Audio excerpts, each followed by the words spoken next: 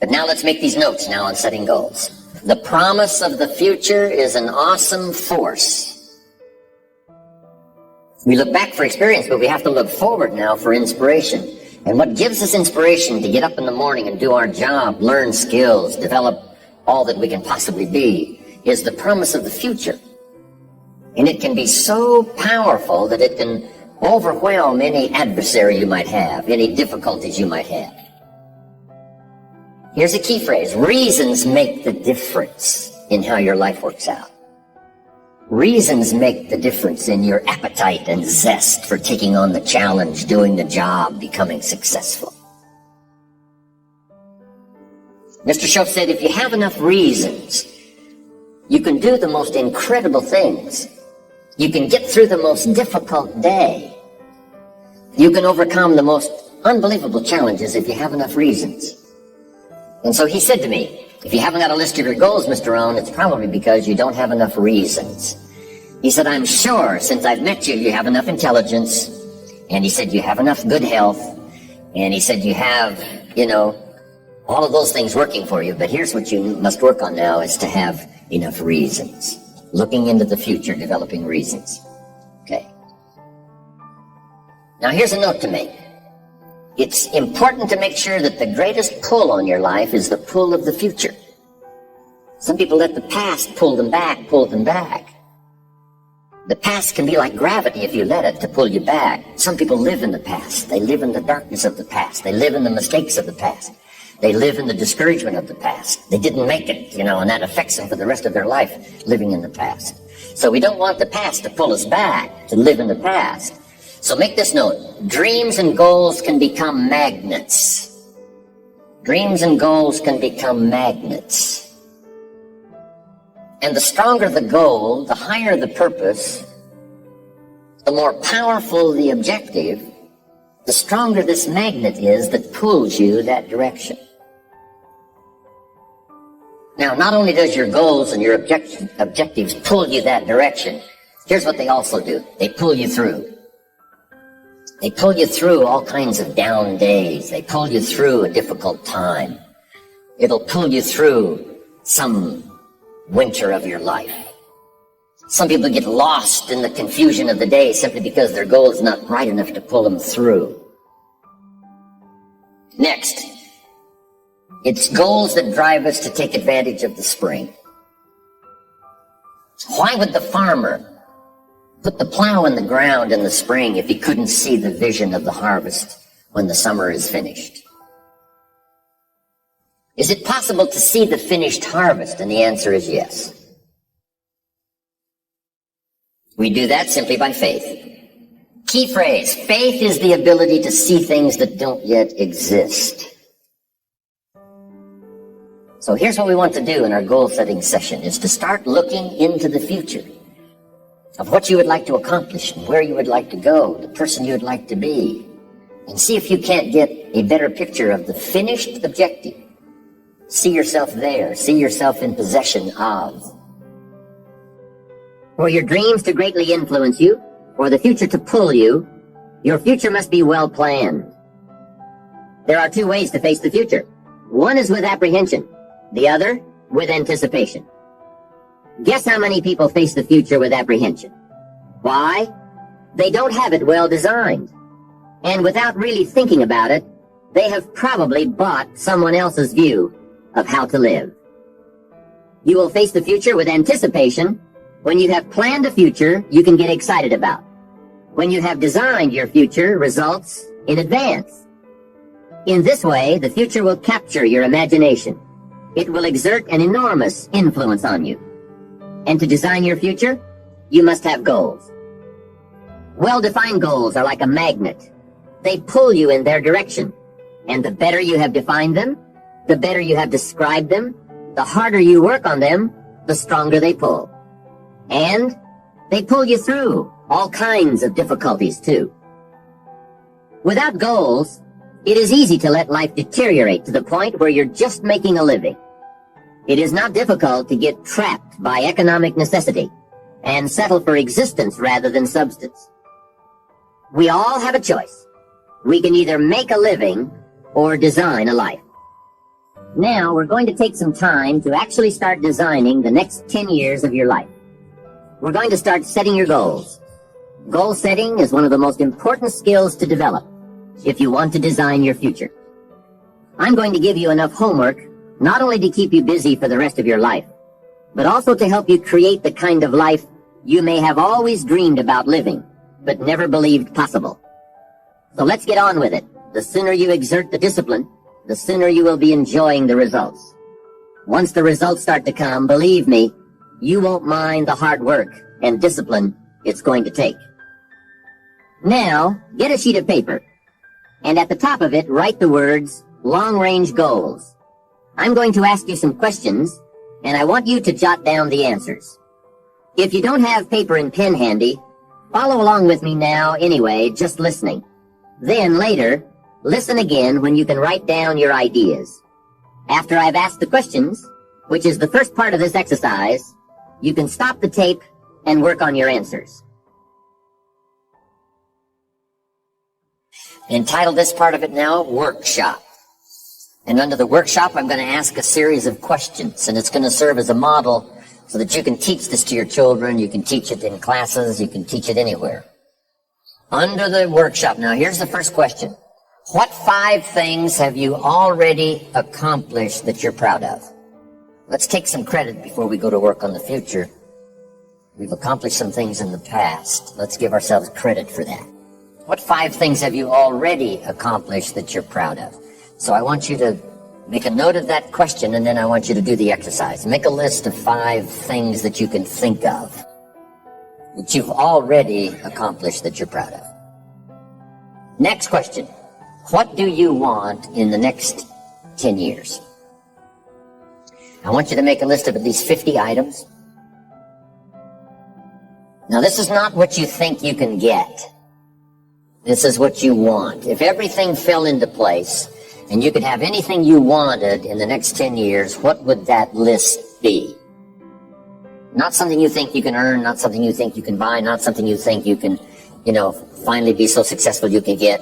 This is what would really do it for you the next 10 years. I want you to make this list. And here's the deal now. I want you to put each item one under the other. Not side by side, but one under the other. Just let your dreams, run free here. Not what you think you can get, but what you want. If everything fell into place, you could have whatever you wanted the next 10 years, what would that be? Little things, major things, insignificant things, doesn't matter. Just make the list. To help you get started with your list, consider these questions. What do I want to do? What do I want to see? What do I want to be? What do I want to have? Where do I want to go? And what would I like to share? Now, with these thought starter questions in mind, answer the basic question. What do I want within the next 1 to 10 years? See how many things you can write down. At this point, don't take the time to describe in detail everything you want. This is the time for you to let your thoughts pour, to write fast and to abbreviate. Make the list as long as you possibly can. Try to write down at least 50 items. 50 things you want within the next 1 to 10 years. These are long-range goals. Spend about 12 to 15 minutes on this. The key is to put everything on your list. Now, the key is to take it out of your head and put it on paper. You can dream about what you want, but when you start committing it to paper, now it more formalizes. Information now starts to make a composite of an idea. And ideas can turn into hotels. Ideas can turn into enterprises. Ideas can turn into a fabulous career. We need the information. We need the stimulation. What experiences would you like to have in the next 10 years? Parachute out of an airplane, star in a movie, start a new family, learn to play a musical instrument, try a new sport. What do you want for your children? That's a whole list in itself. Education, places you want to take them. Some changes you'd like to make, some habits you'd like to drop, some new ones you'd like to acquire. You might make a list of the people you want to meet over the next 10 years. Benevolence goals. Maybe you've got a long list of projects you'd like to support. Now, this is not what you think you can do. This is what you'd really like to do. How about your investments? Properties. Make a list of your health goals. Got to have a good physical support system over the next 10 years. How healthy do you want to be?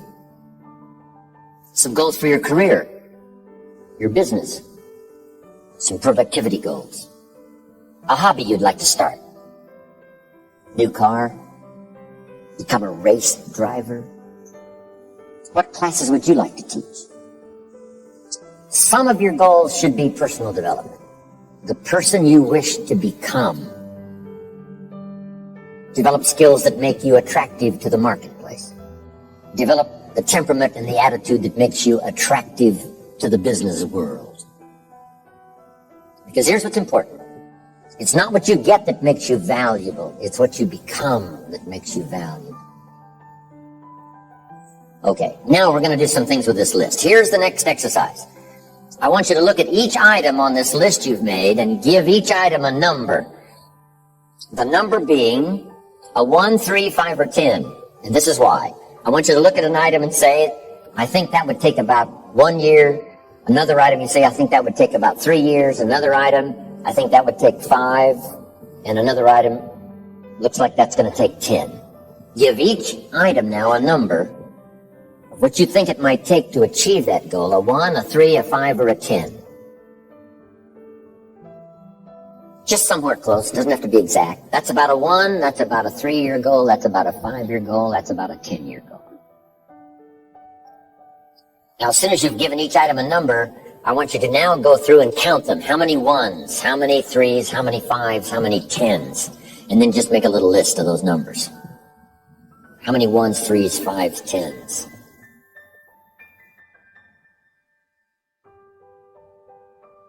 When you're finished entering your time frames, there should be a fairly balanced distribution of all your goals. If there are many 1- and 3-year objectives, but only a few in the 10-year category, maybe you need to think more about what you really want your life to add up to. What kind of life you really want to build over the long run. But if there's a preponderance of 10-year goals, and relatively few of the shorter-term variety, this may be an indication that you're putting things off, that you're focused too much on where you'll be at the end of the day and not enough on what you can accomplish right now. Keep working on your list, adding and subtracting goals with various time frames until you've created a more or less even distribution. Now comes the really challenging and interesting part. So far, you've just been adding things to the list, but now it's time to start making some selections. Now you're going to start asking yourself what's really important compared to what might just be sort of fun. Choose 4 goals from each of the 4 time frames, 1 year, 3 year, 5 year, and 10 year. Now you have 16 separate goals. So far, you've only referred to them in shorthand fashion, but now you're going to start seeing them very, very clearly in your mind's eye. You're going to see each goal just as if it were being realized this very minute. And you're going to write down a detailed description of exactly what you see. Do you intend to open a handmade furniture store in 3 years? What will the store look like from the street out front? Will there be gold leaf lettering on the windows? Or will there be a sign hanging over the door instead? How many square feet will the store contain? Will there be a showroom area for the furniture in front and a workspace in back? Or will the furniture be built at a different location? Do you intend to have any employees, or will you run the business entirely by yourself? Think of all the questions that need to be answered in order to see your goal with absolute clarity. And then write the information down in a notebook or on a piece of paper. That will become one of your most important personal possessions. But that's not all. Any goal is a powerful motivator only if there's a powerful reason behind it. Write down your reasons for wanting each goal in the same degree of detail that you use to write your descriptions. If you can't find a clear and convincing reason for each of your 16 goals, do some serious reevaluating. You may have more whims or pipe dreams than real goals. And now is the time to make that discovery. Keep working on your list until you have 16 clearly envisioned, strongly motivating, long-term goals.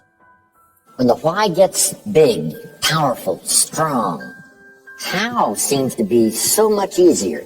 Without a strong enough why, the how seems to be too difficult almost to accomplish.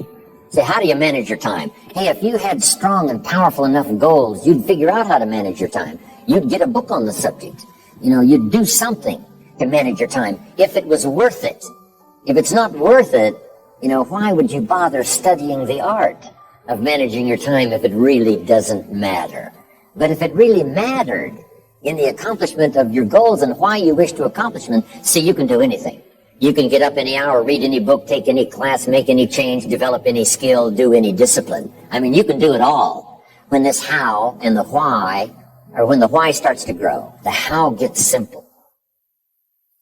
Maybe one of your goals was to have $1 million home on the hill overlooking Snake River Valley.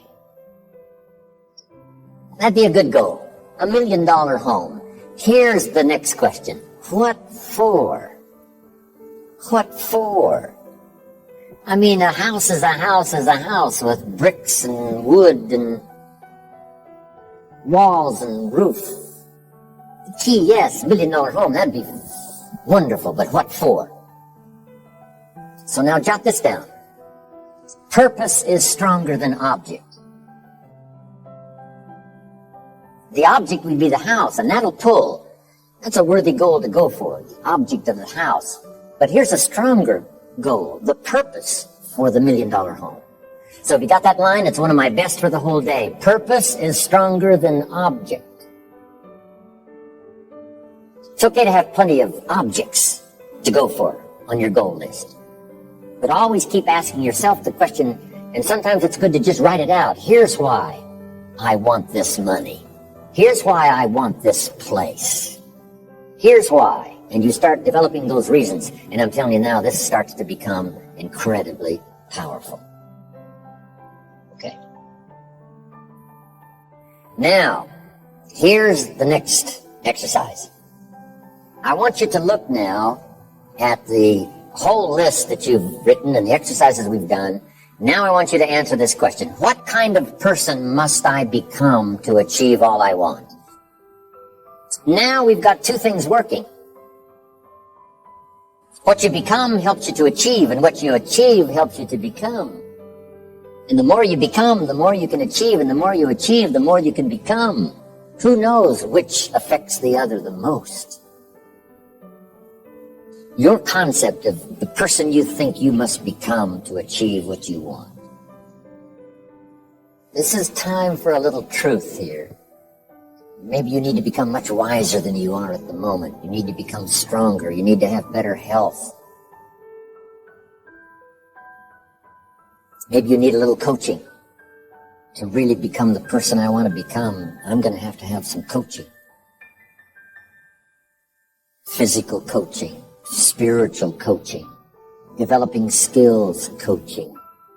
To be the influence you want to be, you got to build an incredible reputation. What kind of person must I be to attract all that I want in my life and the people that I want and the opportunities that I want? You may find that some of your goals you thought at first glance were important are not important after all. Do some reflecting, refining, and revising. The point is, right now, try to have approximately 4 1-year, 3-year, 5-year, and 10-year goals that you truly believe in, that inspire you, that you've sold yourself on. When these goals and the reasons you want to obtain them are each clearly described in a brief paragraph, transfer this information to a journal or some type of notebook that you can carry with you easily and refer to often. It's essential to set aside some time every week to review all of your goals, to rearrange them, redo them, restructure them, to add goals, or to tear up the whole list and start over. Goal setting is not something you do just once. It's a continual process. Also, you must constantly check your progress toward your goals. You don't want to fall too far behind on, or worse, lose sight of, your important goals. Now, just as important as your long-range goals are your short-range goals. Your goals for tomorrow, next week, next month, 6 months from now. These are goals you can accomplish within the next year, the immediate future. We call these goals confidence builders. When you work hard, burn the midnight oil, and accomplish these little things, it builds your confidence to go for your long-range goals. Write down in your notebook or journal all the little things you would like to have or accomplish in the next year. How you set up this list is up to you. You might want to break it down by week or by month. Set it up in whatever way works well for you. Part of the fun of having a list is being able to check off something as obtained or completed. Every week, try to check off at least one thing on your list of short-term goals. And when you are able to check off something major, something on your list of long-range goals, celebrate. Make winning joyful. Congratulate yourself. It is very important to celebrate progress. We grow from two experiences. One is the joy of winning, and the other is the pain of losing. Here's what that also means. Make losing painful. Put it on yourself. If you set something up, fooled around, didn't pull it off, put it on yourself. And get around people who will help in this area. Hey, don't join an easy crowd. Go where the expectations are high, where the pressure to perform is high. It's how we grow. Review what you've written at times, and keep track of your progress toward these objectives. Above all, persevere. Goal setting is a very important first step, but goal achievement is a continuous, lifelong process. That's what makes it so challenging. That's also why it's so extremely rewarding to finally attain your long-term goals.